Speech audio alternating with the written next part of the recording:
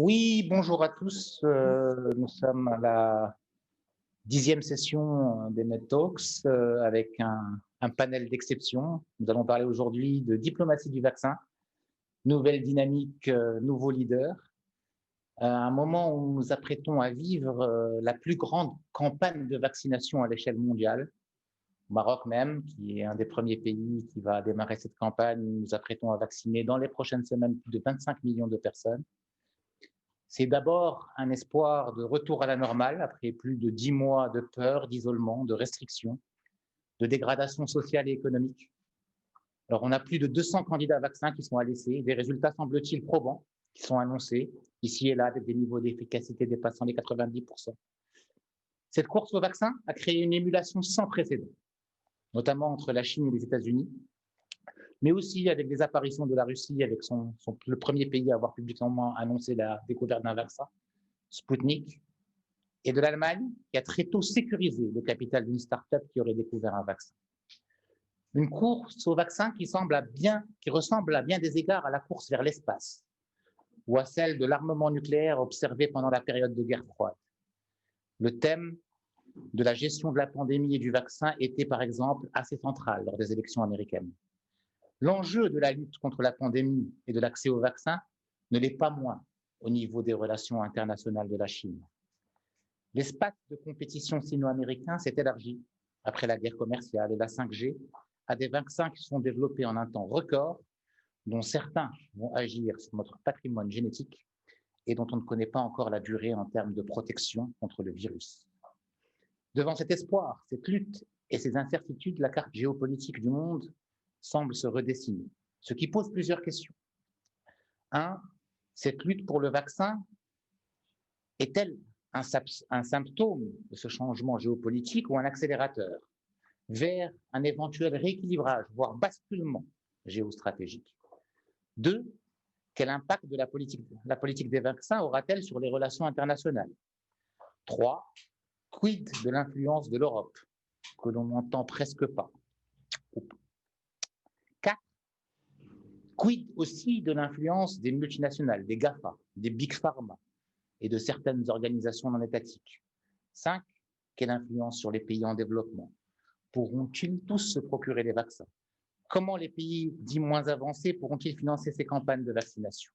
Alors, pour répondre à toutes ces questions, on a un panel d'exception avec, pour commencer, M. Miro Kovac, son Excellence M. Miro Kovac, ancien ministre des Affaires étrangères et des Affaires européennes de Croatie, son Excellence M. Mustafa Kamal Kazi, ancien député, ancien ministre adjoint, ancien ambassadeur du Pakistan, M. Philippe Joseph Crowley, ancien adjoint secrétaire d'État aux affaires publiques aux États-Unis, professeur Mark Ellenbogen,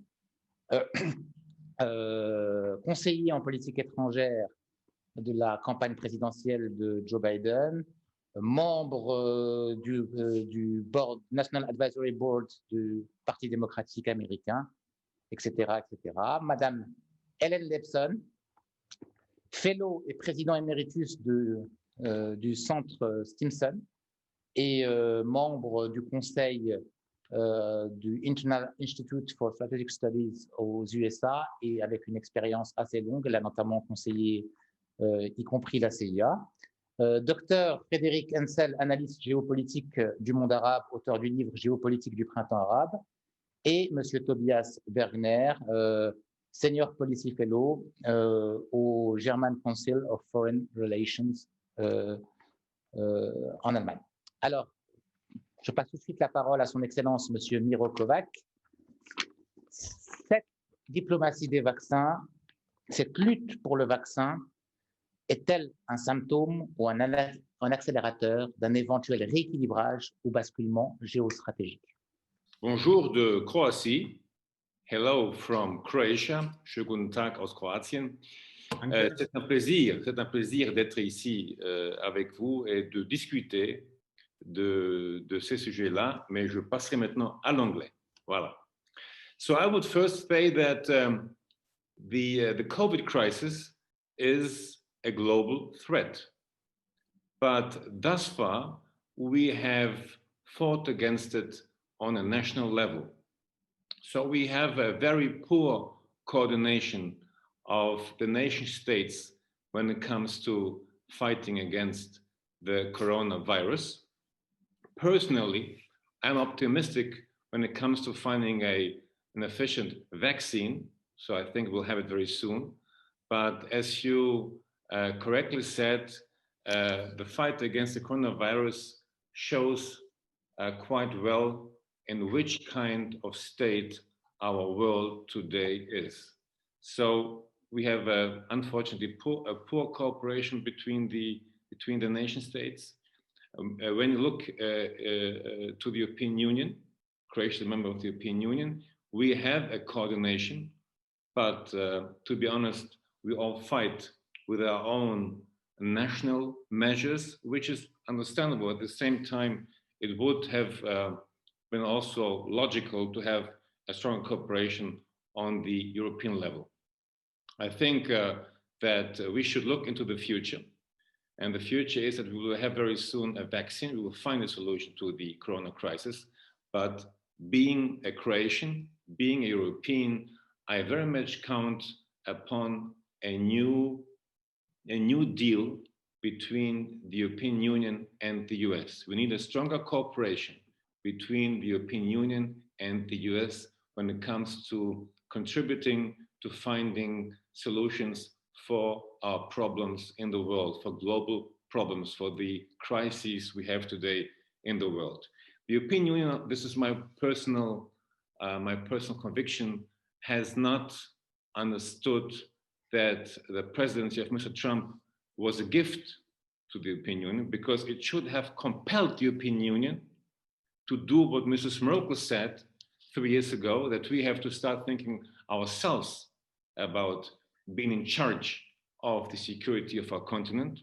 The same goes with Mr. Macron, who correctly stated that we have to become sovereign. So we need a transatlantic partnership. We belong to the same civilization, I would say. But we need more European engagement when it comes to world affairs, especially in Europe. So when it comes to the European continent, it should be the European Union and its member states, or European states in general, taking care of the stability and the security on the European continent. It is not acceptable, to my mind, to stand by and criticize the United States of America for not intervening, or for intervening, but not doing enough ourselves. So this is my main message.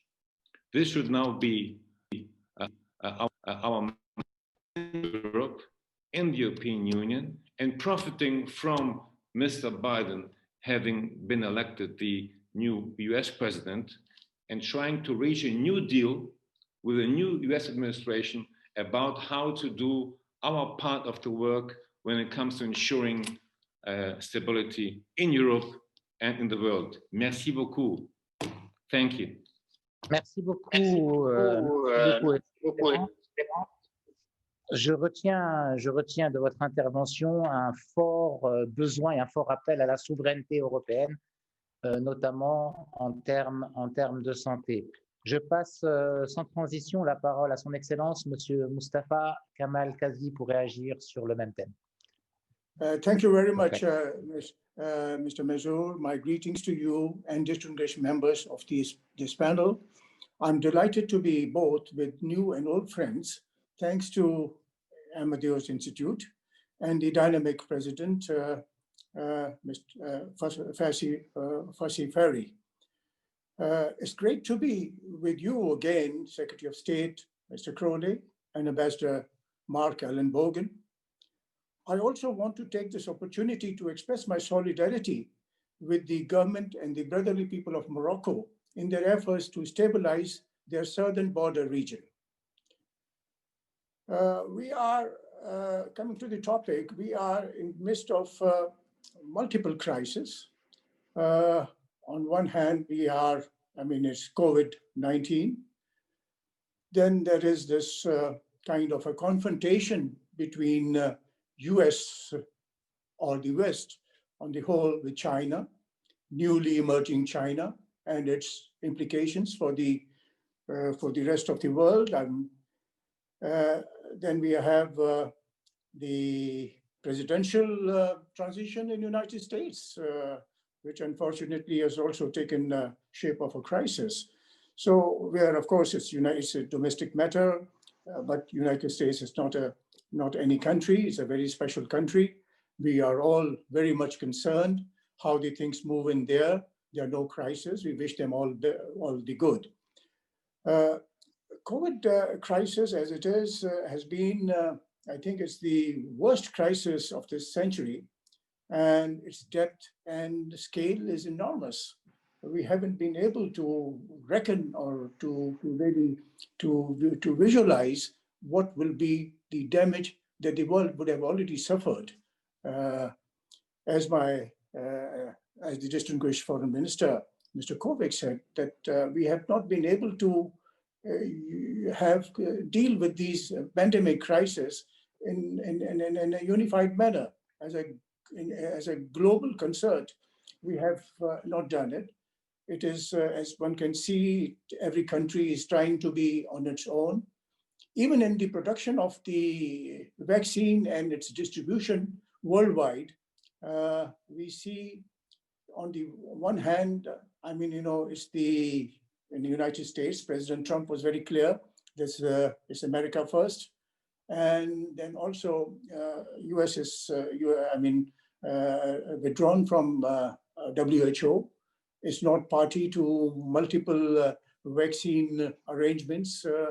And the vaccine that is coming out from Pfizer also has certain inbuilt disadvantages for the rest of the world. I mean, of course, the rich countries could afford the cost and also the elements involved in this transition, transportation, and application. On the other hand, we have China, which has been very forthcoming. It is the pandemic started from there, but they had handled it very effectively, and not only done that, they had also, gone around and helped many countries around the world, including my own country, Pakistan.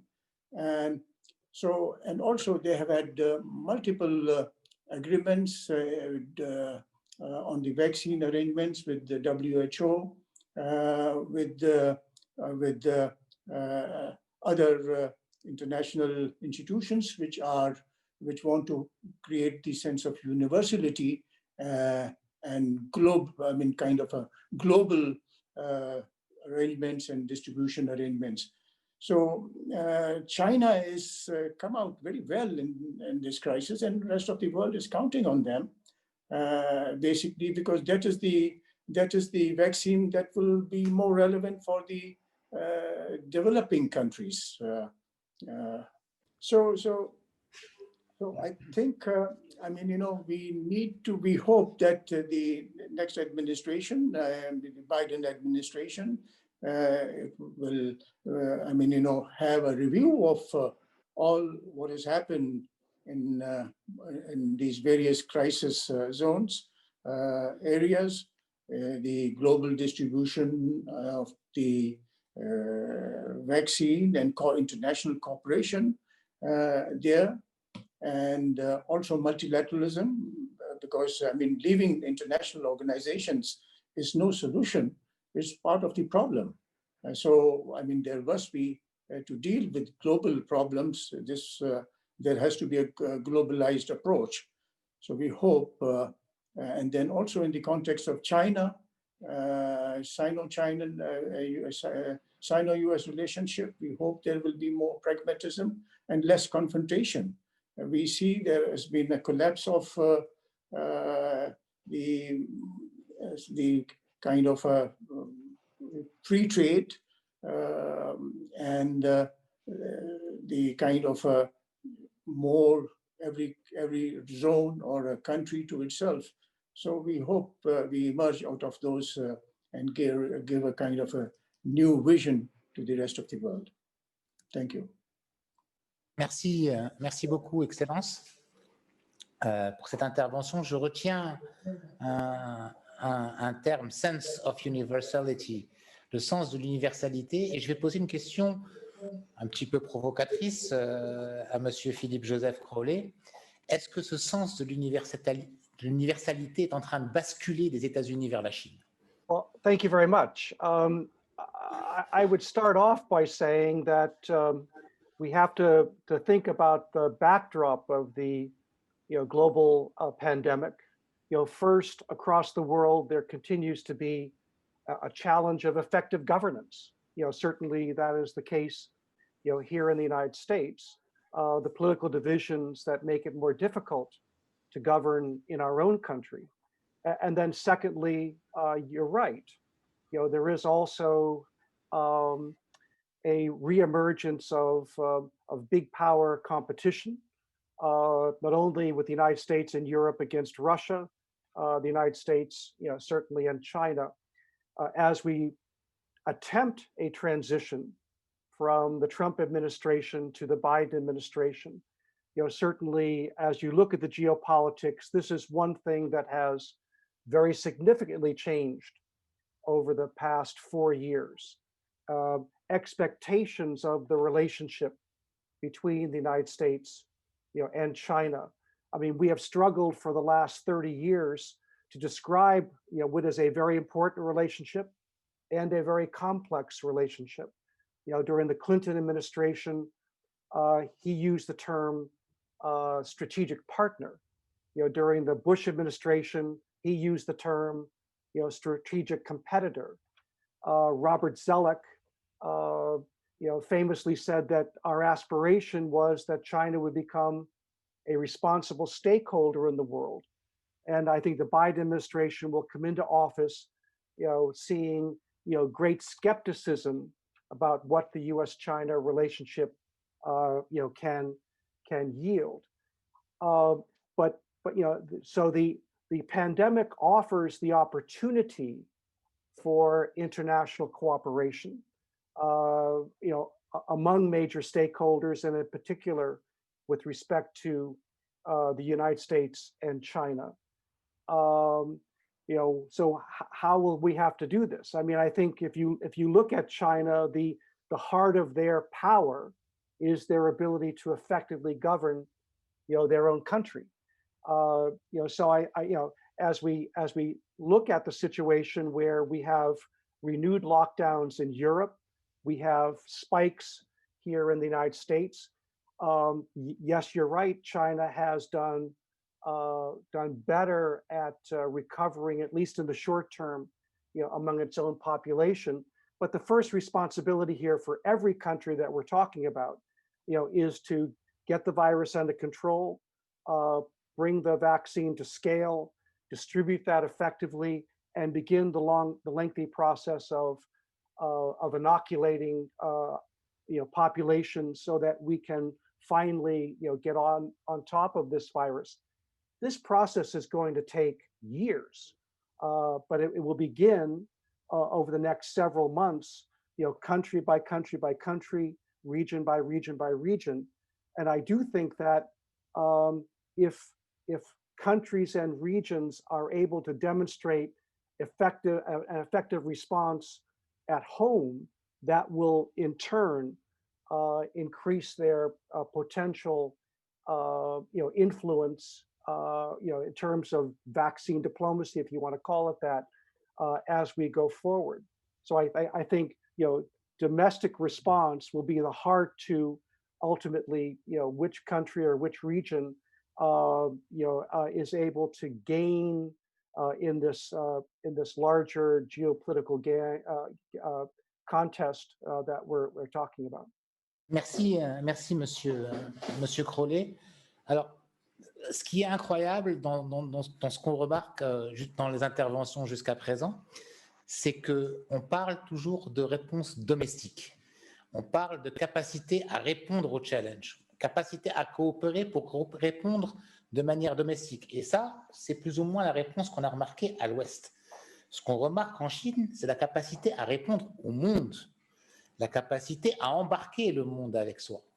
Et cette différence se note même dans les interventions d'aujourd'hui. Comment vous analysez ça, professeur Allen Bogen? Much of it, which I disagree with, I mean, I think it's true that we have to have international standards and we have to have an international way to approach this.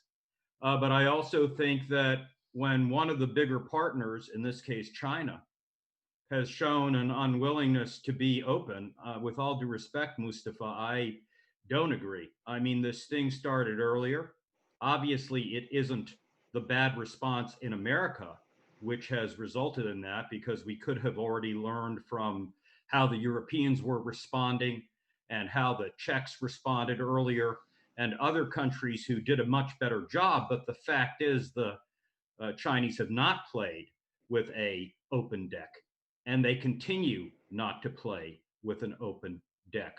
So for me, the question becomes, as you set up an international group to fight this virus, to what degree to ignore all the other things that one of the main players is doing while we are trying to stop this thing? Look at what they're doing in Hong Kong. Look at what they're doing in Taiwan, that is China, the government, not the Chinese people per se. Look at how China's managing the South China Sea. Many of the masks that they delivered, after all, our foundation delivered hundreds of millions of masks and smocks and gloves, only to find that many of them were defect.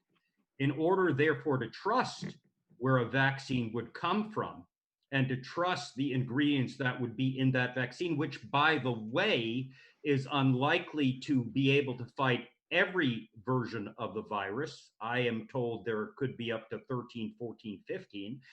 I'm not a medical doctor, but I don't believe that a kind of a one-size-fits-all motif will work here. So that's my concern about when we talk about how these international things function. Given that the WHO, even before the virus, was a rather, I'll say it nicely, incompetent institution in terms of its management skills, and that we placed a high value on having membership present, but then how do all the members function if they are going to try to fight this? And are they going to use the pandemic for personal gains, as governments from Hungary to even Poland, unfortunately, to other countries are using the virus to cramp down on freedom of speech, on the rights of the press, on the rights of people to have access?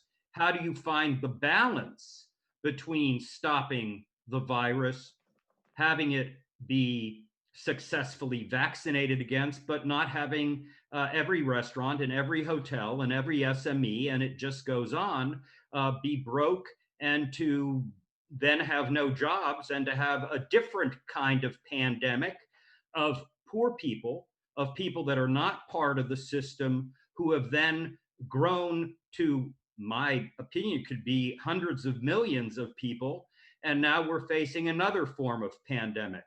So those are some of my thoughts as we engage in the conversation. Ellen Bogan, so as I see, as advisor to the Biden presidential campaign, cette lutte avec la Chine semble ne pas s'arrêter avec le futur mandat. Qu'en pensez-vous, Hélène Laipson? Well, thank you very much. It's a pleasure to be with you, although I wish we were all together in Tangiers again on the sea. It was such a lovely experience. The vaccine will help. I thought I would frame my remarks a little bit. Before we look at geopolitics, let's look at how much the vaccine and all of the secondary bad things that have happened because of it tell us about the paradox of globalization. So on the one hand, as several people have noted, our politics are turning in a very national versus international direction. Every country is out for itself and looking inward, or at least many countries, including the US, looking inward more than outward. And yet, of course, the virus doesn't think about political borders. The virus goes where it wants to go, goes where people are mobile, where conditions permit it to. And the antidote to the vaccine, to the virus, which is the vaccine, is actually a very positive example of globalization, sort of positive productivity. If you think of the first vaccine, that is a combination between You know, Turkish migrants to Germany, Swiss companies, American companies, all working together. So globalization still exists, but our politics are anti-globalization, and yet our economic realities sometimes require that we still live in a very interdependent world, which gets us to this tricky question of, does the vaccine accelerate new geopolitics, or does it somehow put us on a different path? I think, like climate change, the virus reminds us that we have no choice but to at least be open to forms of global cooperation. It is not the natural instinct of many, many countries. And certainly in the United States, we have a particular, on the one hand, we created, the United States more than any other individual country, helped create the institutions of multilateralism. And yet we've always been a little bit ambivalent about them, because American power has been sufficiently strong that the United States can act alone or in chosen coalitions rather than working through the UN system. So I think that right now, multilateralism isn't such an easy answer for many citizens around the world, because the WHO was not particularly heroic in the early phases of this crisis. China clearly, and here's where I would connect multilateralism and the new geopolitics. China is clearly in a much more openly ambitious phase of its rise than it had been in the last century. So now we are dealing with a China that really is believing confidently that it can become at least a peer of the United States, if not even more of a global leader than the United States. And one of the places they're doing that is in multilateral institutions. So where the United States used to be, United States with its European allies, was very important in kind of shaping a kind of progressive view of the future in multilateral institutions. I think today there's such a divide between a sort of liberal international order concept and something that is an assertion of Chinese leadership that is actually more about sovereign countries looking after themselves. So we really have an existential debate going on about how the global system should work. And just one last point I'd like to make is the economics of it. I looked a little bit, the Trump administration has participated in an international pricing mechanism for the vaccine that maybe others on this panel know more about this than I do, but my understanding is the US has now purchased in advance 100 million doses of the vaccine at a price point that is $40 or less for each, not for the 2 doses. If you have to get 2 shots, it would be $40 total. And the intention is that the US government will distribute this vaccine for free to healthcare workers and high demand people before it's available to all citizens. But now what we're getting is a reaction from private sector in the United States. And they don't want such a negotiated price by the government. They believe that this is a market, and why can't the market just function in a more natural way? So I think as we watch the vaccine story, not the virus story, but the vaccine story, we're going to see a lot of friction in the international system about pricing, fair pricing, the role of government versus the private sector. So, as your original question posed, I think, COVID-19 is a new kind of prism through which we can look at virtually all dimensions of international politics and behavior. So a very big picture, but I turn the microphone back to you. Thank you. Thank you, Ellen. Thank you, Ellen.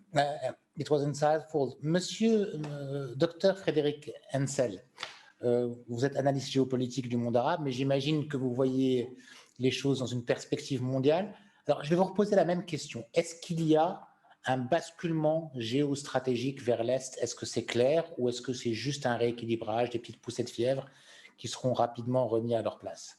Alors, merci beaucoup, merci pour votre invitation, merci à l'invitation de l'Institut Amadeus. J'étais très heureux d'être ces dernières années avec vous physiquement à Tanger. Je suis certain que nous pourrons bientôt le refaire grâce à nos vaccins qu'on nous promet maintenant pour ces prochains mois. Donc, merci infiniment.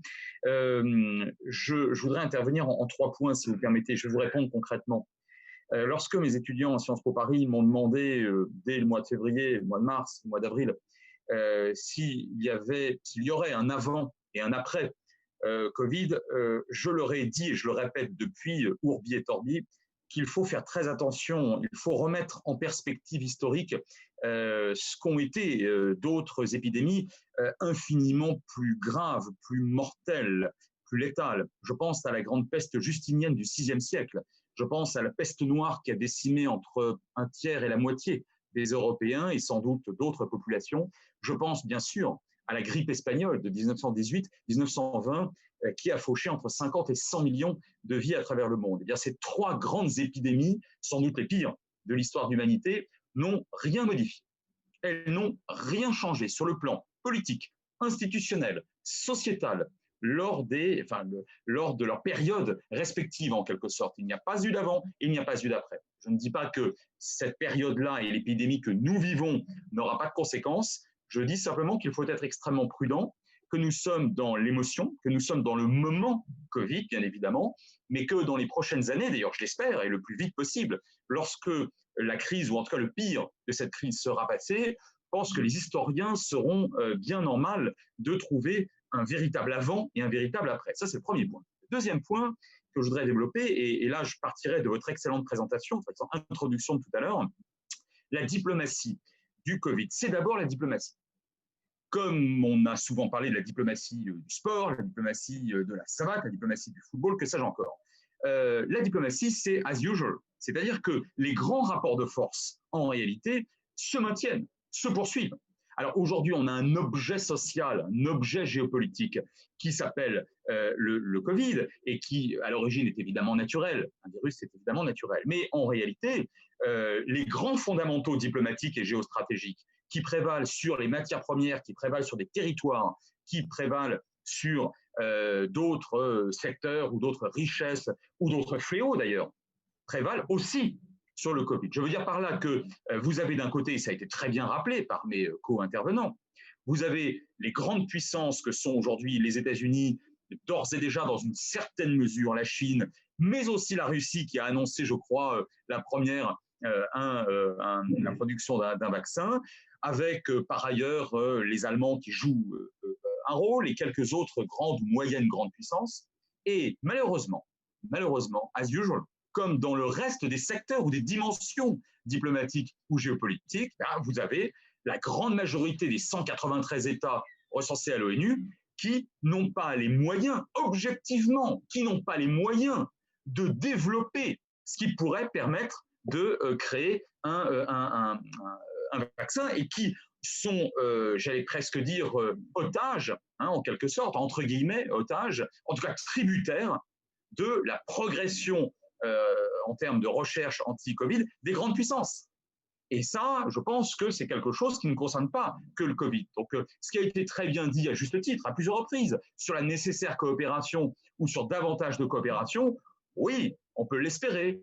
On peut l'espérer en étant extrêmement optimiste. Extrêmement optimiste. Je veux bien l'être pour la cause de ce colloque, avec tout de même quelques réserves et quelques prudences. Enfin, troisième et dernier point, si vous me permettez, là aussi, ça a été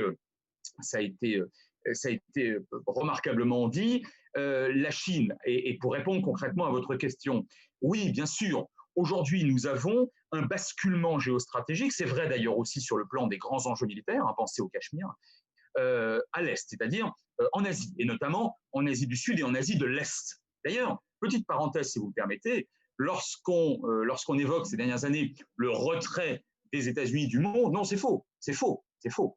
Les États-Unis se retirent de l'Atlantique Nord, de la Méditerranée, du Moyen-Orient dans une certaine mesure, d'une partie de l'Afrique, mais ils ne se retirent certainement pas de la zone Indo-Pacifique, où au contraire, ils se renforcent. Parenthèse fermée. Donc oui, bien sûr, nous avons affaire aujourd'hui à l'émergence de l'Asie, des titans, en quelque sorte, donc des géants la Chine, l'Inde, le Pakistan, le Japon qui est toujours un géant, la Russie qui malgré tout est aussi un pays asiatique, ne l'oublions pas, il est à la fois européen et asiatique, mais j'ajouterais que même dans ce cadre-là, on reste encore sur la diplomatie, au fond, très traditionnelle. Je crois que c'est M. Kazi qui l'a rappelé à juste titre. Il a dit, mais il y a une coopération forte entre la Chine et le Pakistan, notamment sur le plan de la recherche et de l'anti-Covid. Ah bah oui, et pour cause. Et pour cause, nous avons aujourd'hui une véritable alliance de revers contre l'Inde. On aurait très difficilement pu imaginer ces derniers mois et ces dernières semaines une coopération, y compris sur le plan médical, entre la Chine et l'Inde. Et naturellement, puisque aujourd'hui nous avons affaire à une très forte rivalité entre ces pays-là. Donc pourquoi il y aurait coopération antivirale, médicale en quelque sorte, entre deux pays rivaux, alors que ces deux pays seraient au bord de la guerre sur d'autres secteurs d'activité? Non, non, non. Je pense que, encore une fois, on reste sur un schéma général assez traditionnel. Et puis je conclurai d'un mot, en étant tout à fait d'accord avec ce qu'a dit monsieur l'ambassadeur de, si ma mémoire est bonne, pardon, de Croatie, lorsque il a, et moi-même étant européen et parlant de Paris, bien évidemment, je voudrais dire un petit mot sur l'Europe. L'Union européenne, que fait-elle? Elle ne fera rien tant qu'elle ne sera pas géopolitique. Et là, je voudrais citer le ministre français des Affaires étrangères, Jean-Yves Le Drian, qui disait dans le quotidien Le Monde ces derniers mois, il l'a dit d'ailleurs à plusieurs reprises, et il l'a dit oralement aussi, l'Europe doit être géopolitique. De deux choses l'une, soit l'Europe va vers davantage d'intégration politique et par conséquent vers davantage de coopération, y compris dans une crise grave comme celle du Covid, soit l'Europe, à terme, n'existera plus parmi les grands de cette planète. Je vous remercie. Merci beaucoup, professeur ou docteur, pour tous ces éclaircissements. Je reviendrai avec quelques questions parce que j'en ai pas mal pour vous juste après, mais on passe tout de suite à monsieur Tobias Bergner. On a vu l'Allemagne parmi les précurseurs. On a vu l'Allemagne sécuriser de manière souveraine une start-up qui développait le vaccin. On a vu l'Allemagne commencer à répondre. Dans l'Europe, pas dans l'Europe, avec une coopération naturelle, pas naturelle. Quelle est aujourd'hui, selon vous, selon votre lecture, la situation de l'Europe au niveau de la production de vaccins et au niveau de la réponse en termes vaccinal à cette pandémie? Thank you very much. And I might first share my predecessors in thanking you for organizing this meeting, thanking the Amadeus Institute for arranging this conference. And I share a lot of what has been said earlier by preceding speakers. We have this problem of national solutions and international solutions. But let me go back one step behind that.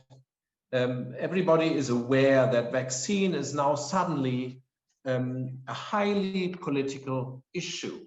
If we would have talked about such a question 2 years ago, everybody would have smiled and nobody would have had the idea what we would be talking now about. So it's a political issue that has an effect on bilateral and multilateral relations.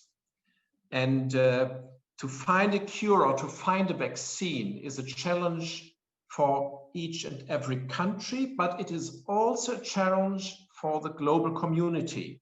And this is the discrepancy we have to overcome. But however, the challenge is, as the WHO General Director, Dr. Tedros has said, no one is safe until everyone is safe, which means also no country is safe until every country is safe, because we all know diseases do not know borders. So that means we do not have any other challenge, or that is, it's unlike other challenges that is this pandemic, that is such a concern that touches everybody and every country. And on the other hand, it underlines that no other challenge like such a pandemic shows how important a cooperative and multilateral approach is. as Dr. Tedros has meant by his wording, is solidarity is key for the solution. Of course, there are now many parallel efforts to find a vaccine that has been mentioned, and I found it very interesting to see on the website of WHO a mapping of where different vaccines are being developed. And it's not only in the Northern Hemisphere, it's all around the globe, which is a positive thing. We have vaccines being developed in, be it in Brazil, be it even in Kenya, there's a good cooperation between the United Arab Emirates and China and Russia. We have development in South Africa, and we have development in Europe, in Germany and other countries as well.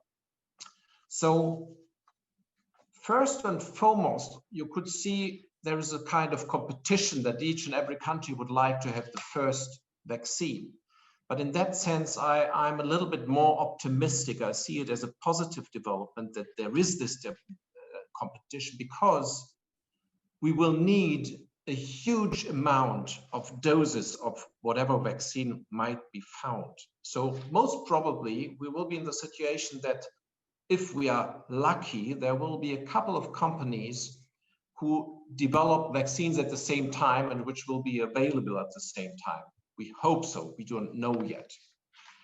So in that sense, it's a positive development, because not one company and not one country will be able to produce the necessary amount of vaccine doses. So this competition could be to the advantage of everybody. But let me go one step beyond that. The vaccine will not be the solution. It's not the end of the pandemic. The next steps will be the production and then the distribution of vaccines, the procurement. So, as we said, no one is safe until everybody is safe. Crucial will be to reach the concerned populations. And I think that has been a common position, even with different perspectives by preceding speakers. National solutions are at the end not an option. As I said before, no country is safe until every country is safe. So what we will have to do is we have to join our efforts, and whatever we do now, and that brings me to the perspective of tomorrow, whatever we do now and however we will proceed, it will have an impact on future relations. The community of states is now able to show and prove its readiness to cooperate or to fail in this effort. Failing will have an impact on each and everybody of us, on each and every country. In fact, we do not have a chance to fail. On the other hand, and that has been mentioned before concerning also other challenges, if we succeed in cooperating on a global scale, it will have a positive effect also on other challenges. It will encourage our cooperation in other areas, on other issues.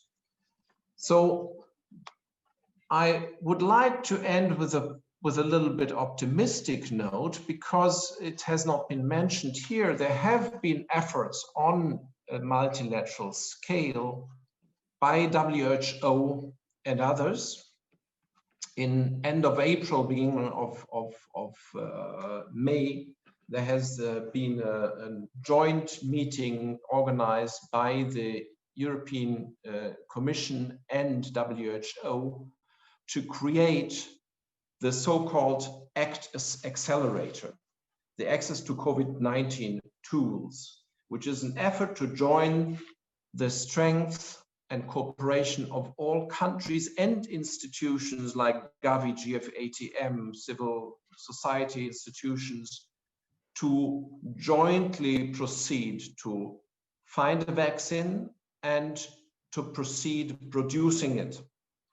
And I think that is a positive note, because the so-called Kovac facility is a kind of comprehensive and effective solution to this pandemic once we have found a vaccine. So I think there is a chance for organizing a globally fair, transparent and affordable access to vaccines and drugs and diagnostics. But as I said, it's up to us and it's up to the community of nations how this will be translated in future activities. So whatever and however we act now will have an effect on the future relations. And I might stop here for further questions. Merci, merci Monsieur Bergner.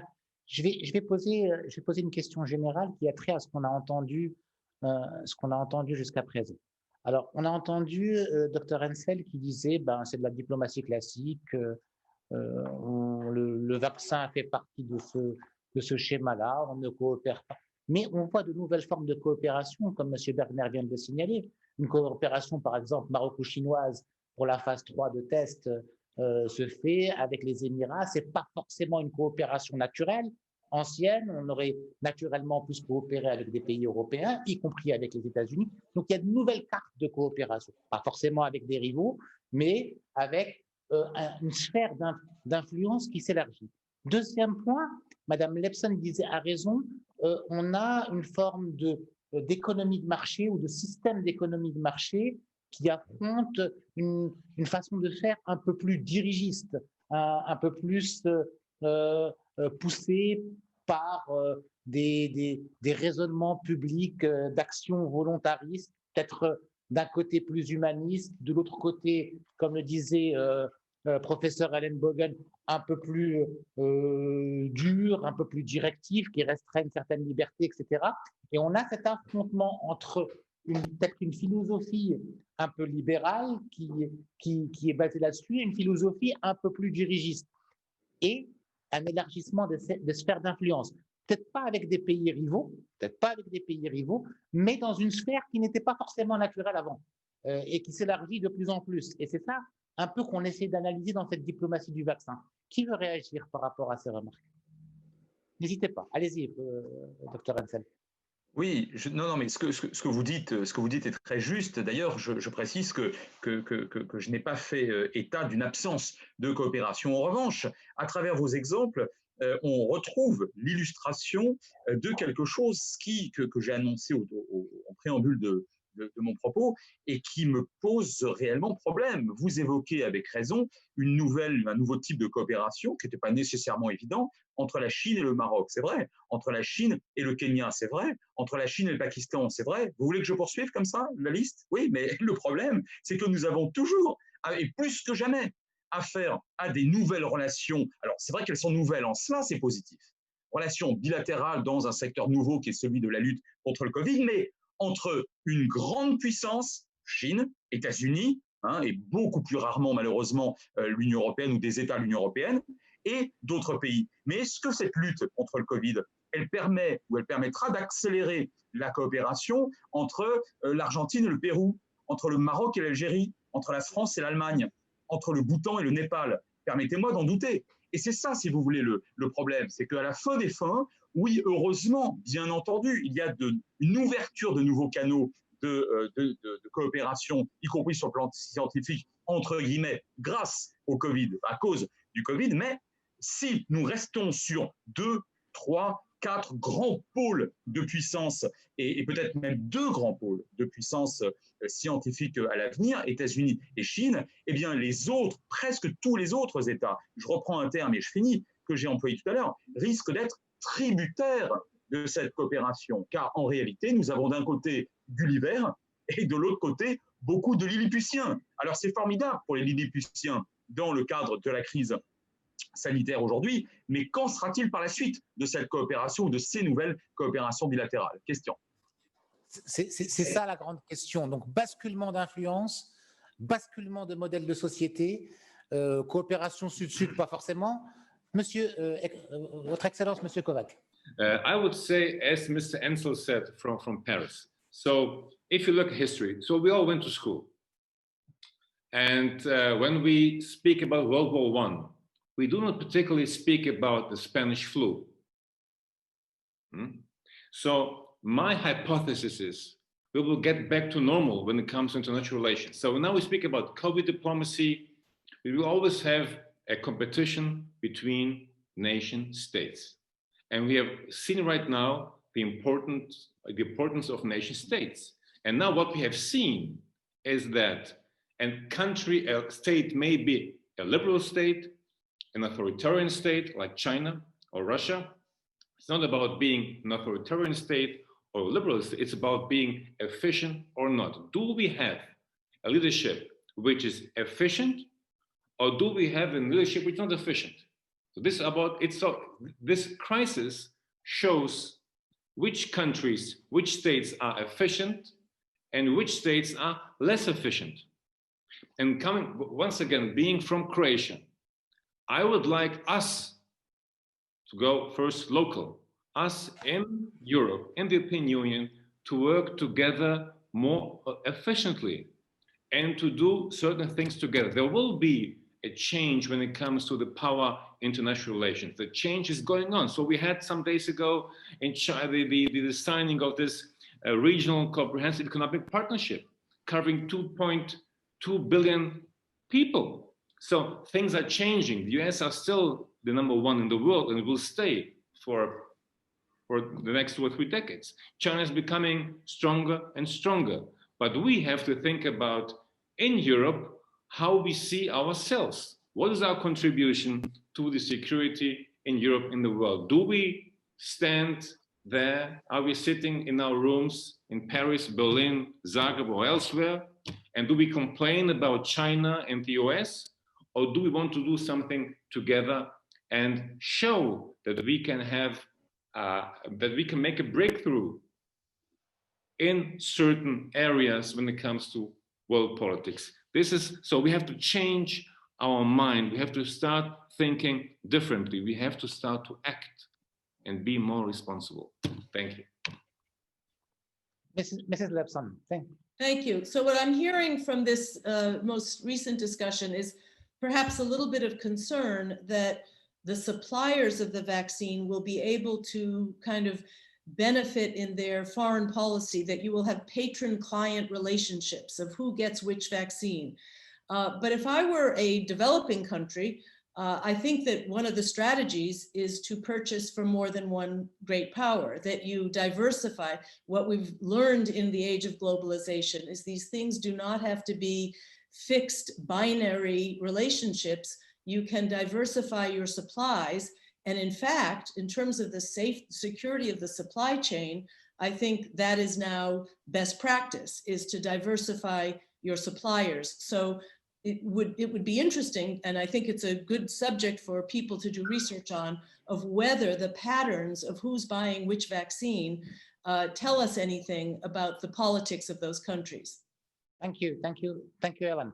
But when we hear the same day Pfizer announced it has 90% efficiency, then Brazil announced the test with the Chinese vaccine is not efficient. But the same few days before, we have an information that the president of Pfizer or any board member made benefits before this announcement.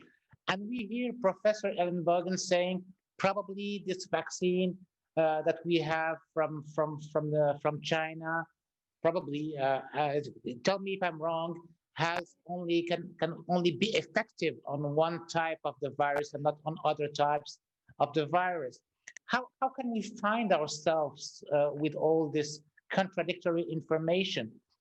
Professor Ellenbogen, can you give us some lightning over all this information we're having?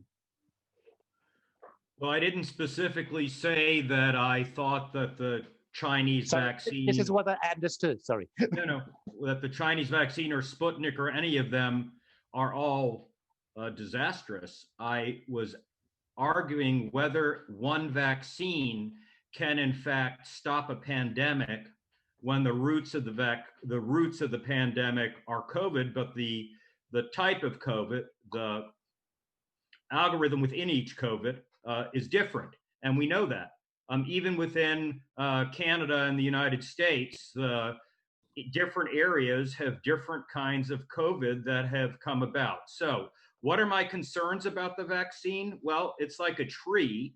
If the roots are bad, if the elements are not correct, then the vaccine might be nice and we might have lots of access for lots of people. But is it actually being A, distributed properly, and B, is that which went into the vaccine going to solve this? And I do apologize for ramping on this, but I just don't see that the Chinese are people that we should be having, or the government, or that particular institution that is perfectly comfortable with having the Muslims treated badly, in fact, worse than that, neutering them, be part of this. I have no problem with Russia being part of it, and the European Union. And I think it's true. There are many countries, as our French colleagues said, who are working on a vaccine. India, small ones that we don't know, Africa, and I agree with that. But cooperation means that the countries that are going to be part of this want to cooperate. And that is not what China does. It comes in and it takes control, and it does become, excuse my French, a pimp escort relationship. And I don't think we need that during a COVID virus when we really should be looking out for each other. Thank you, Mark. Professor Crowley, I think you want to react on this. I always react when Mark is talking. Thank you, PJ. Love you too. I think it's important to stress the connection between or among global health, global economics, and then global power. So whatever country or countries or regions are able to eventually contain and reverse the impact of COVID on their own population, on their own region, it will allow them to more effectively restart, their local and regional economies. At that point, then, the closer you get back to whatever is normal, at that point, you have momentum, political power, and potential influence. So I think that we've talked about this idea of effectiveness that begins at the national level, expands to the regional level, and then to the globe. As was said earlier, it's absolutely true that none of us are safe until all of us are safe. But this is going to be a lengthy process where, as we've seen already, we're going to have some success, we're going to have a slide back, and then eventually we hope that the curve will be positive over time. But I think that those countries, those regions that get back to normal more rapidly, then I think we'll have more significant influence going forward. But I also think that in the context of the United States and China, there will be areas of cooperation. Global health is a potential area of cooperation. Climate certainly is an area of potential cooperation going forward.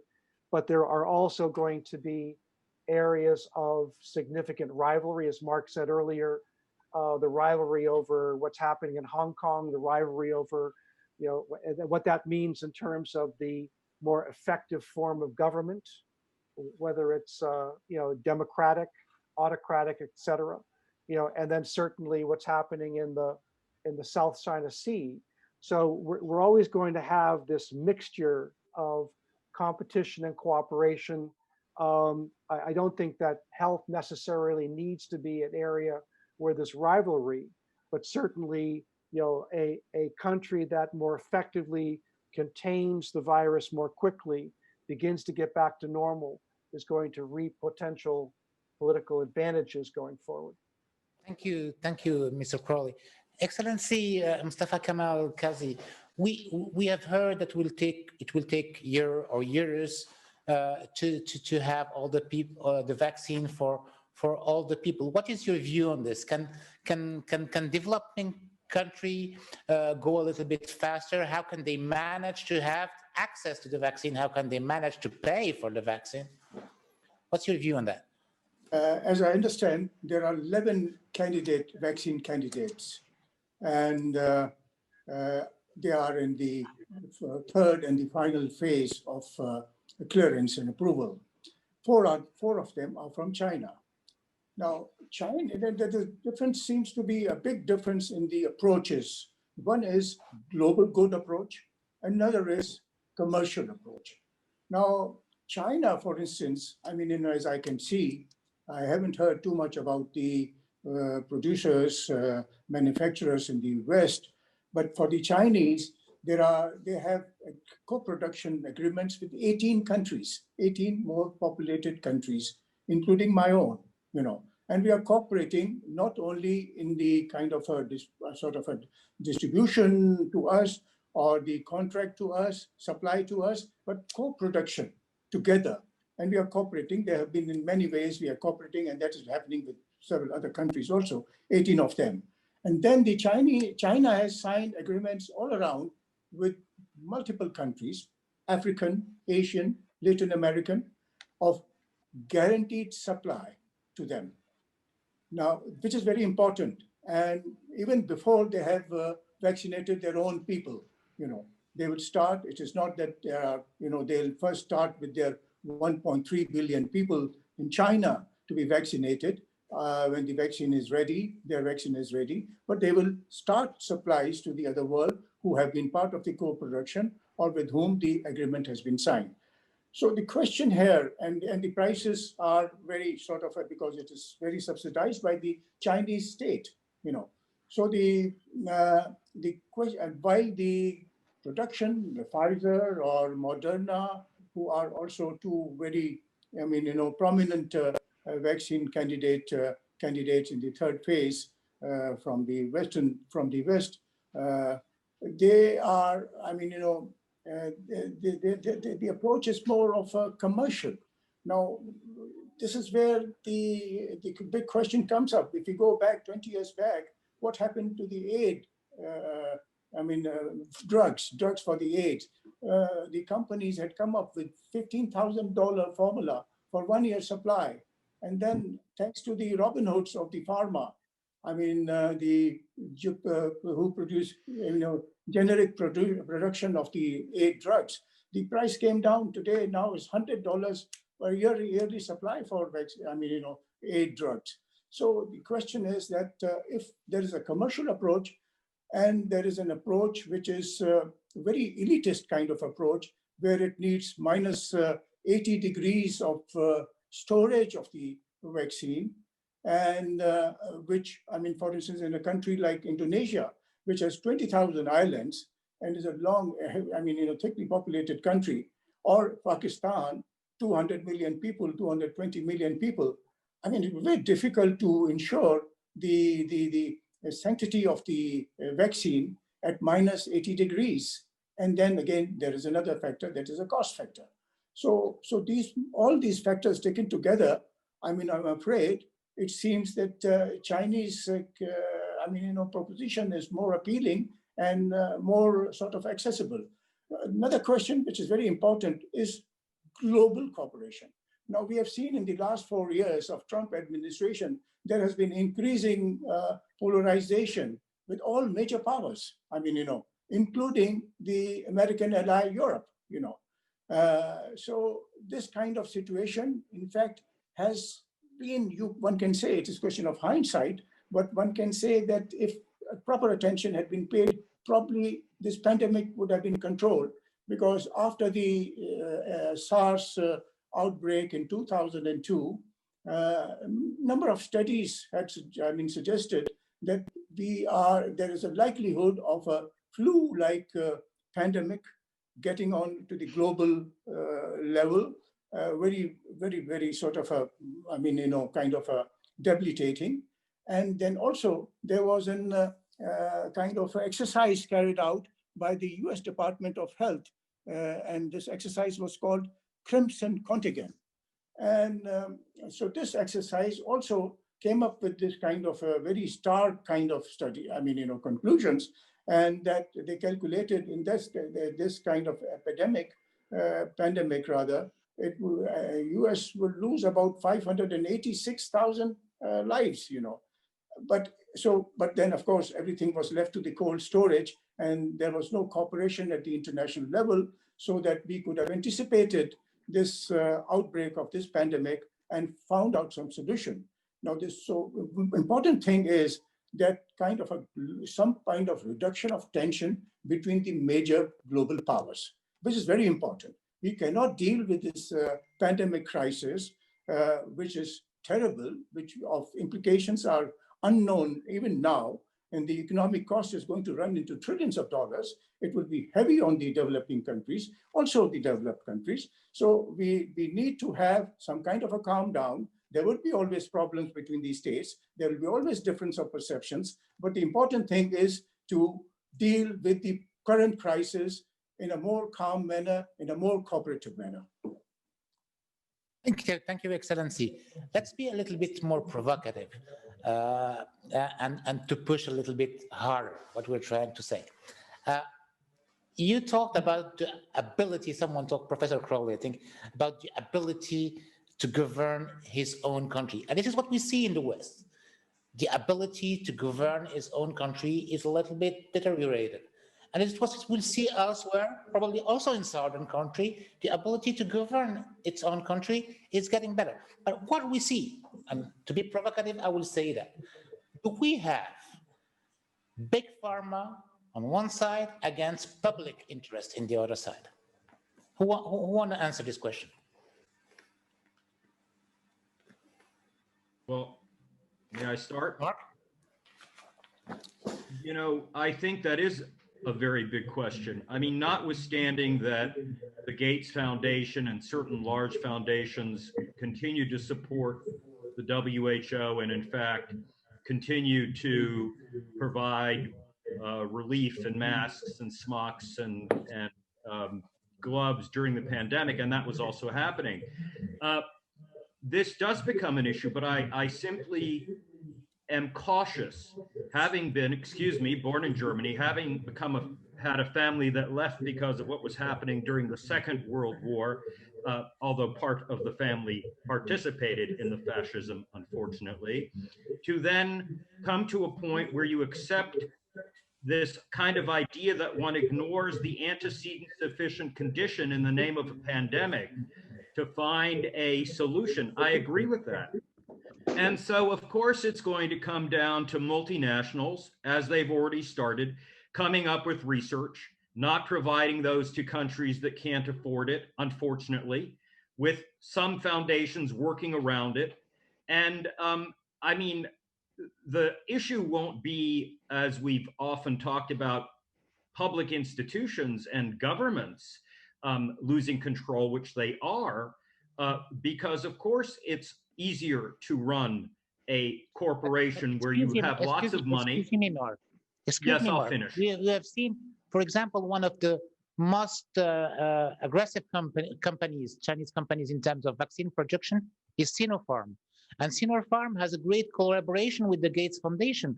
It doesn't have boundaries. They fight it together against polio and etc. The foundation is owned by the Chinese government, ergo owned by the Chinese military, ergo owned by having Chinese financing, which is already questionable. And one thing the Gates Foundation in a cooperation is not with is American money. foundations. There are cooperation with American foundations and strong corporations.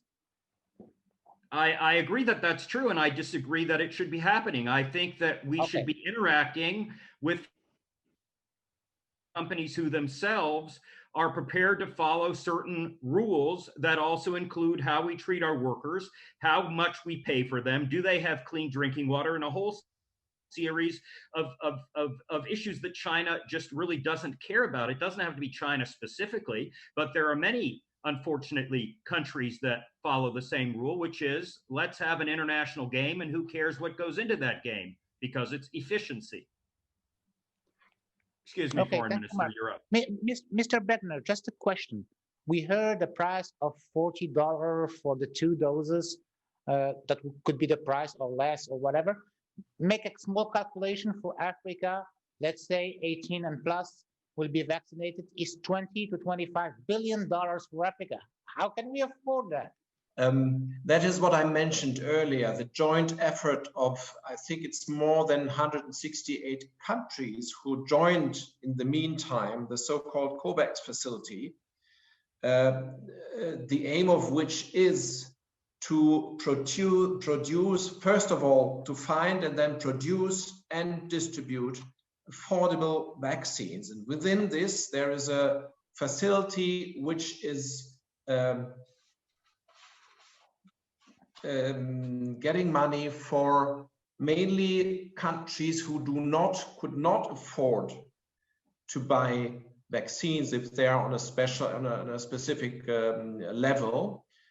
So far, there has been it is the idea to collect about $2 billion up till the end of this year in order to help those countries who cannot afford it to buy possible vaccines. So far, $700 million have been collected, and we which means Germany and other countries are working hard to get other countries on board.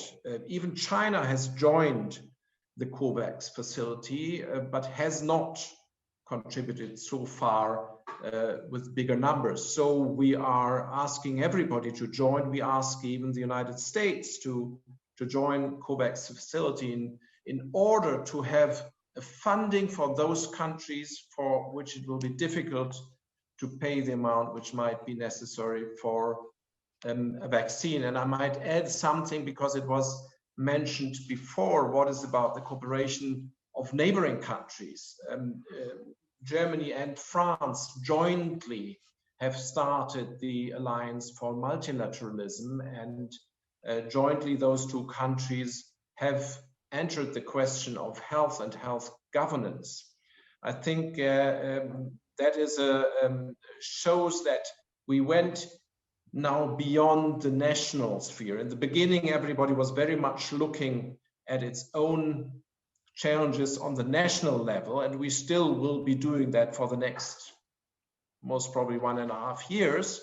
But at the same time, we started looking beyond our borders, and I'm completely agree with Mr. Kovac that we need to use this opportunity of the crisis to strengthen Europe, to strengthen the cooperation in Europe, but also to strengthen our partnership with the United States, to reinforce this partnership. I think it's now time, at least starting with January, to start a joint initiative for a new transatlantic cooperation, also with regard to reforming the global health structures. Thank you. Thank you. Short comment. Short comment. We let Mrs. Laipson speak on. Microphone, please. Yes, so I think there's one element that we haven't mentioned yet, and that is the cultural and behavioral differences in different societies. So we can come up with the perfect model of how international and national governments should cooperate and set limits for the private sector. The United States, of course, is not your perfect model, because our belief in capitalism is so strong that the governments are just less powerful in managing and regulating economic behaviors. But we also have a problem with the belief in sort of personal freedoms and liberty, and the anti-vaccine movement is something that I think we really have to take into account. That even if you had the most perfect management from the top, are our societies receptive? In the United States, we are so worried that the country is so divided, and Trump has a cult-like power and influence over a significant portion of the American population. He doesn't take the virus seriously. He, of course, recovered with the best medical care available. But what if 20, 30% of the American public won't take the vaccine. And I don't know whether this is true in other countries. I mean, I know in Pakistan, there have been... Just to give you the numbers, in France, they say 60% of the population doesn't want to get the vaccine. 60. 60.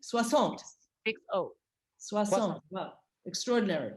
So Pakistan has also had an issue of mistrusting the vaccine workers, believing it's a plot, etc. So I think we have to bring in the cultural factor. Well, I think even in Germany, Ellen, there's a 40% number of people who don't want to take a vaccine. In Germany. So that's what I believe. Ask our German colleague, he would know the numbers. Yeah. Okay. Minister Kovac, you wanted to intervene. Yes. Do you hear me? Yeah. So when it comes to the multinationals working on the vaccine, it's not easy to distinguish between government efforts and multinationals. Take, for instance, the German company BioNTech. It was funded by the German government with 275 million euros. So not easy to distinguish between the efforts of multinationals and the efforts of governments. So in this case, if this vaccine should prove efficient, it would also be a success of the German government, which has funded, as I said, the work of BioNTech with almost 400 million euros. Thank you. Minister Kovac, you don't have shares of BioNTech. No shares. No, okay. I'm clean. It was a question from Facebook we received. How do we deal?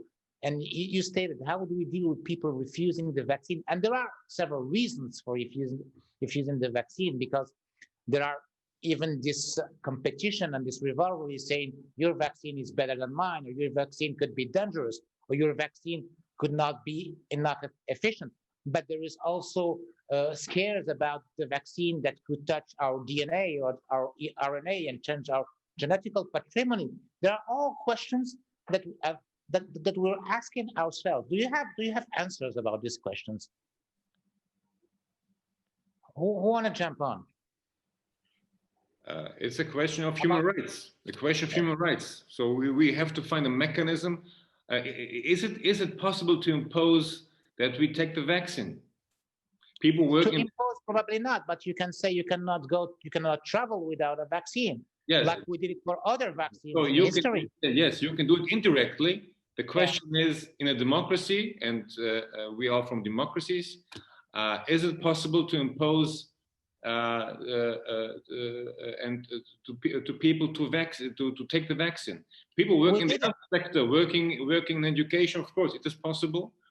But we did it, Minister. We did it for all other vaccines we have in probably all our countries.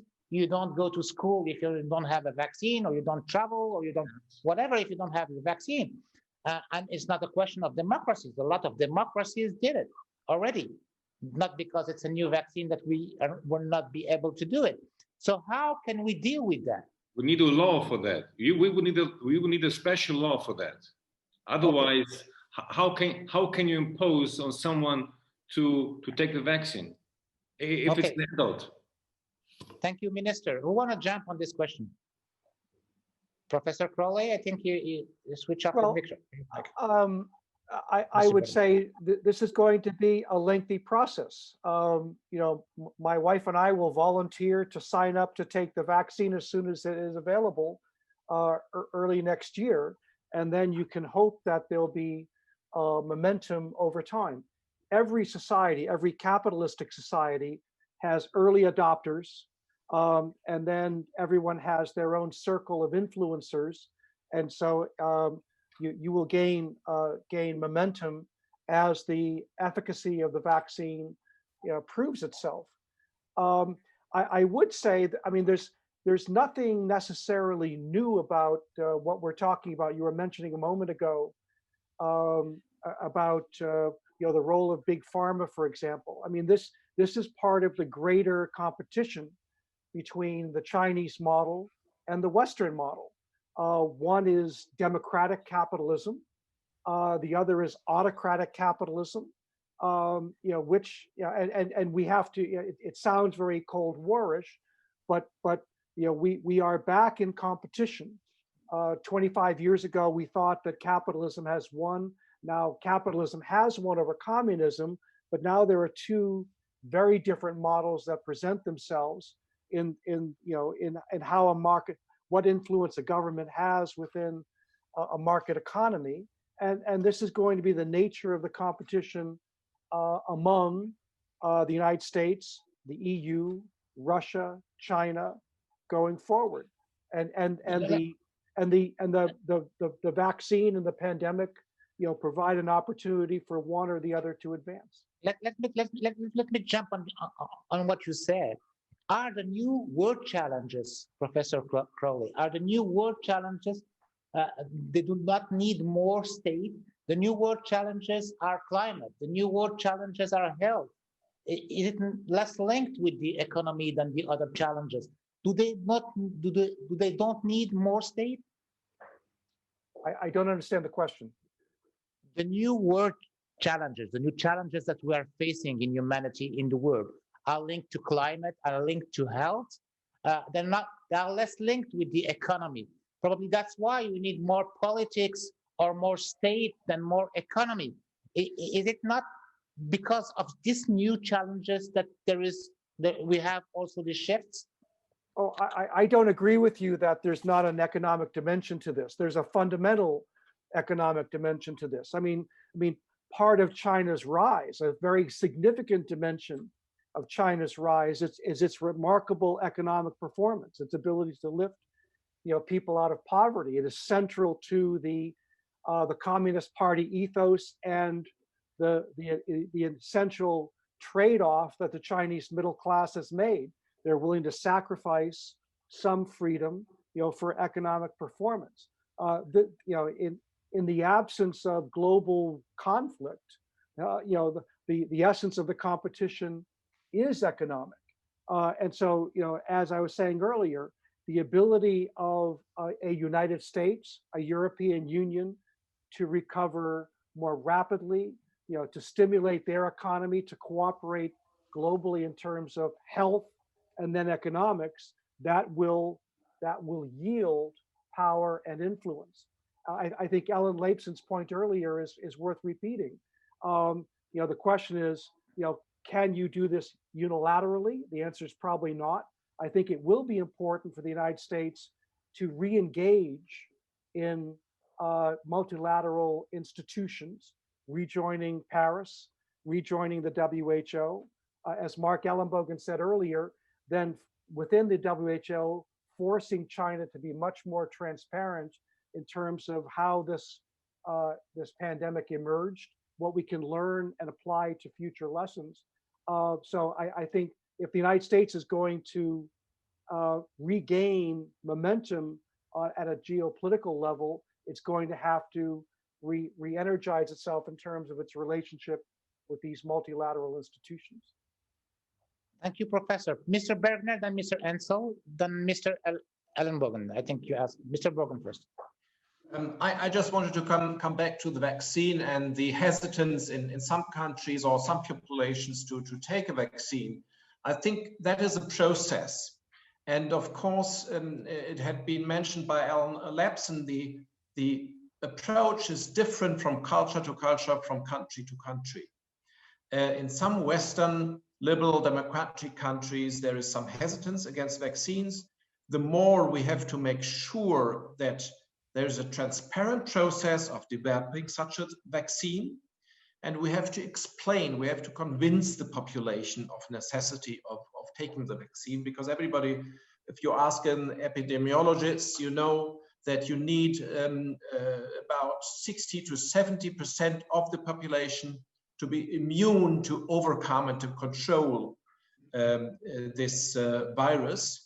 So in order to gain the public, you have to be as transparent as possible, and you have to explain the process. But it's a process, and it will need time. It will be different in in liberal Western democracies from other countries where it will just be enforced upon the population. But this question of vaccination has has many different aspects. I stop here.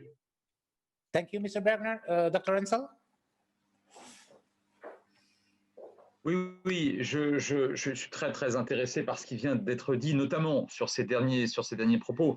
Il ne faudrait pas laisser croire que la démocratie, ça signifie faites absolument ce que vous voulez en fonction de vos convictions, parce que sinon l'homicide serait permis. Or, l'homicide est interdit en démocratie. Et les petits-enfants, les bébés, lorsqu'ils naissent, pas seulement d'ailleurs dans les États démocratiques, tout le monde sait très bien sur ce plateau, sur ce panel, qu'on a l'obligation de vacciner ces petits bébés, ces enfants contre des maladies très graves qui d'ailleurs, heureusement, grâce à ces vaccins, ont aujourd'hui quasi totalement ou totalement disparu. Donc je pense que là, je suis d'accord avec ce qu'a dit Tobias, il y a un effort de pédagogie, bien évidemment, à faire, comment dirais-je, à développer de manière très importante, mais à la fin des fins, on ne peut pas laisser 5, 10, 20% d'une population donnée, quelle que soit d'ailleurs la nature du régime politique en place, démocratique ou pas, hors vaccin, sous prétexte spirituel ou religieux, car ça mettrait en danger non seulement les autres, mais ça mettrait en danger la société et l'économie. Vous savez tous très bien ici que le Covid a déjà tué et a déjà blessé en quelque sorte plusieurs millions de personnes, mais combien de centaines de millions d'autres personnes en subissent les conséquences sociales, sociétales, économiques. Donc on ne peut pas laisser une petite partie de la population, quelle qu'elle soit, décider que décidément, eh bien, elle ne se fera pas vacciner et continuer à bénéficier par ailleurs, d'un système de santé, un système hospitalier extrêmement développé qui va bien évidemment lui servir au cas où on serait rattrapé par ce virus. Et puis un deuxième point rapidement, si vous le permettez, la question, le Covid pose aussi un autre défi, celui du populisme. Tout à l'heure, on l'a évoqué au début, je crois, de notre débat, avec, je crois, la personnalité de M. Trump, mais il n'a pas été le seul sur le plan sémantique et sur le plan politique à apparaître comme inconséquent ou irresponsable face au Covid. Pensez à ce qui s'est passé au plus haut niveau du pouvoir en Grande-Bretagne, pensez à ce qui s'est passé au plus haut niveau de l'État au Brésil, pensez à beaucoup d'autres pays sur d'autres continents, on ne va pas en faire la recension, mais dont les chefs d'État ou de gouvernement n'ont pas pris la mesure, c'est le moins qu'on puisse dire, de l'importance du Covid. Et enfin, pensez à des régimes, et ça a été mentionné avec la Chine, qui ne sont pas seulement autoritaires, mais concernant la Chine, qui sont de plus en plus totalitaires et qui malheureusement instrumentalisent le Covid à des fins de répression interne. Et ça, je pense que c'est un défi que tous les humanistes, tous les démocrates, quels que soient les États dans lesquels on se trouve, c'est un défi face auquel aujourd'hui, qui est posé par le Covid et face auquel on doit apporter communément une réponse efficace. Monsieur Ellenbogen, après Excellence, Monsieur Kazi. Monsieur Ellenbogen? Well, in fact, our French colleague talked about some of the things I wanted to, so I would just say that it is, of course, going to be a conflict in trying to stop the virus and vaccinating people and making decisions. And then, of course, the question becomes, if you have a nanny state or you have people that are anti-state or argue that it's their human right not to take the virus, not to take the vaccine, what do we then do? And I think you are then left at a point, either as Mr. Kovac says, of using indirect authority to make it happen, or as, you know, PJ was in the Air Force, I was in the Army, you had no choice. If you wanted to join certain professions, you had to take a vaccine. And I guess that could possibly be what it's going to have happen. Of course, that isn't, you know, nice, but I guess if we're going to protect ourselves, partly we're going to have to come to that point. Merci, Excellence, Monsieur Kazi. We are living through very challenging times. Many transformations are taking place all around in different spheres. Even democracy itself is going through transformation. We see emergence of populist leaders in many democratic countries. In our neighborhood, India has been always proclaimed as the largest democracy in the world. But what we see today, what many people describe it as fascist I mean, minorities, which are very, I mean, large number minority, huge minority of 200 million people. I mean, sort of a targeted. It's not a small minority, but a very huge minority. Similarly, in Europe, you see this kind of Islamophobia. I mean, people, leaders and statesmen using Islamophobia to their advantage, So this is a very difficult time we are living in, and there is a need to be a little bit to pause and to, I mean, sort of do some introspection and to see what is good for the world, what is good for who is the ultimate winner, whether one country or the other. That's not an issue. I don't think it's important whether China, I mean, side, I mean, winning, or US or Western, I mean, thinking school of thought wins. The question is whether humanity wins. That is very important. And there we have to see humanity can't win in a polarized global situation. It will always, everybody will suffer.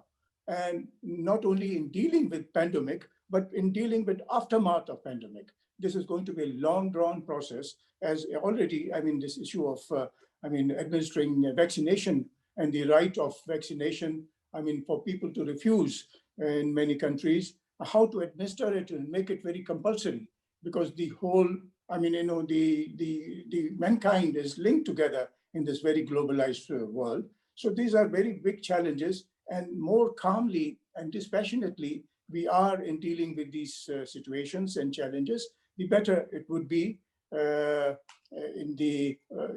every sense of the word. And I mean, this populism is quite an issue. I mean, the populist leaders have, even in very democratic countries, have managed to have their own way and defeating the people who don't believe in them. Thank you, Excellency. I will let a last word to Dr. Encel because he has to leave the panel. I will let him a last conclusion word. Before everyone, each of us make his own conclusion. Thank you. Oui, mais merci beaucoup. Et je devrais hélas vous quitter. Je vous dirais que fondamentalement, le Covid pose la question de la responsabilité des gouvernants. Et ça a été très bien dit il y a un instant. La gouvernance, c'est, me semble-t-il, mais je partage cette hypothèse en toute humilité avec chacun d'entre vous, est-ce que ce n'est pas principalement le sens de l'intérêt collectif, le sens de l'intérêt général? Et il me semble que face à une pandémie qui touche un nombre très très important d'êtres humains et qui risque de frapper encore ces prochains mois ou ces prochaines années, je pense que le défi doit être celui de nos gouvernants et de leur pragmatisme. Il faut être pragmatique face à une telle pandémie, éviter ce qu'on a appelé, je le répète, ce national-populisme dont ont fait preuve un certain nombre de chefs d'État et de gouvernement. Et de ce point de vue-là, je pense que, comme pour d'autres, face à d'autres problèmes ou face à d'autres fléaux, je pense qu'en matière de coopération, je pense qu'en matière de développement des infrastructures médicales, en matière de gestion et d'organisation collective de la lutte contre le virus, encore une fois, le mot qui s'impose, le mot le plus humaniste, me semble-t-il, c'est vraiment, réellement le pragmatisme, la modération, le sérieux et bien évidemment, encore une fois, le sens de l'intérêt général, le sens de l'intérêt collectif. Je vous remercie. Merci docteur. Donc, je continue le tour des mots de conclusion puisque nous arrivons à la fin de ce panel. Excellence, Monsieur Miro Kovac, un petit mot pour conclure ce panel? Oui, bien sûr, volontiers. So, I would say, first of all, to come back to this, one of my major thoughts, good governance. So, what we need is, in every country, we need responsible leaders, responsible leadership, people who are rational and who act in accordance with the interests of their population. That's the most important thing. Second, we need a structured cooperation on the global level, a structured cooperation.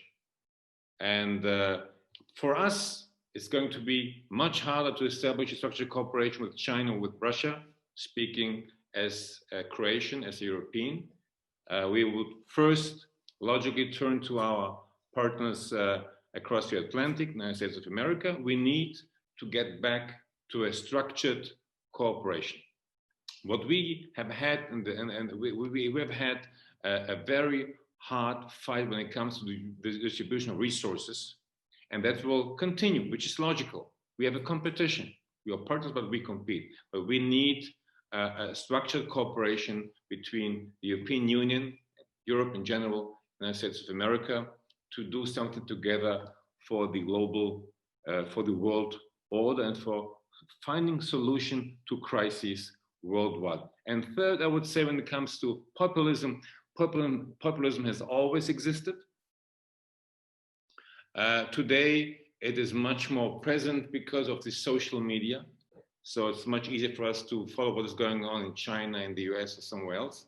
But we have to do everything we can in our countries to work on having governments which are rational, which are pragmatic, and which want to cooperate worldwide. And I am keen on seeing the next US administration, which will, of course, fight for the interests of the US, because for all of us, our countries always come first.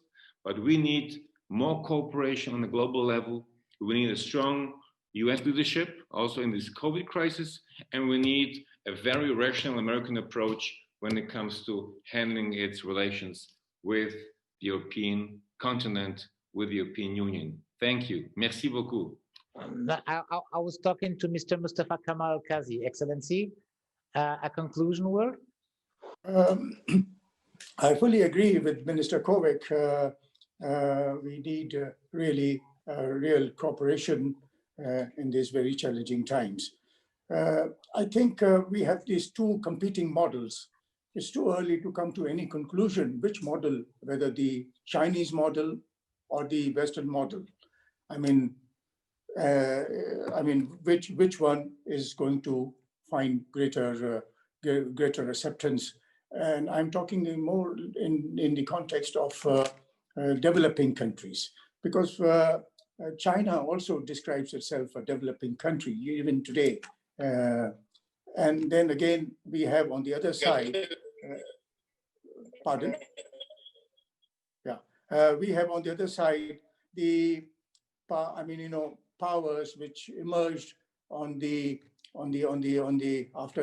aftermath of World War II. Today, it is, I think it needs to be examined whether the Bretton Woods economic order that was established when much of the world was under colonialism